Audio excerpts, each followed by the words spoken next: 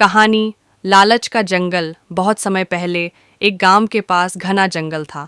उस जंगल में तरह तरह के जानवर रहते थे और वहाँ की नदियाँ पूरे गांव को पानी देती थीं।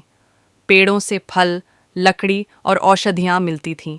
लोग प्रकृति को माता मानकर उसका सम्मान करते थे। लेकिन धीरे धीरे गांव में कुछ व्यापारी आए। उन्होंने गांव वालों को समझाया कि जंगल की लकड़ी और ज़मीन से बहुत पैसा कमाया जा सकता है। लोग लालच में आ गए। पेड़ काटे जाने लगे, नदियों पर बड़े बड़े बांध बनाए जाने लगे। जानवरों का बसेरा उजड़ गया। पहले जहां चिड़ियों की चहचहाहट गूंजती थी, वहां अब मशीनों की आवाज़ गूंजने लगी। शुरू में गांव वालों को लगा कि वे समृद्ध हो रहे हैं। घर बड़े हो गए, बाजार चमकने लगे। लेकिन कुछ सालों बाद नदियाँ सूखने लगीं, बारिश कम होने लगी, मिट्टी बंजर हो गई।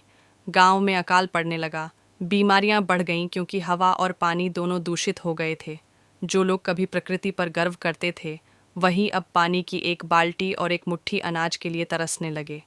तब गांव के बुजुर्गों ने कहा, प्रकृति कभी अपना हिसाब अधूरा नहीं छोड़ती।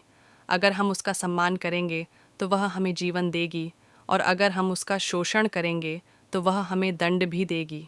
धीरे धीरे गांव वालों ने पेड़ लगाना शुरू किया, नदियों को साफ किया और फिर से प्रकृति के साथ तालमेल बैठाने की कोशिश की। बहुत समय लगा, लेकिन उन्होंने यह सीख लिया कि प्रकृति से लड़ाई जीतना असंभव है।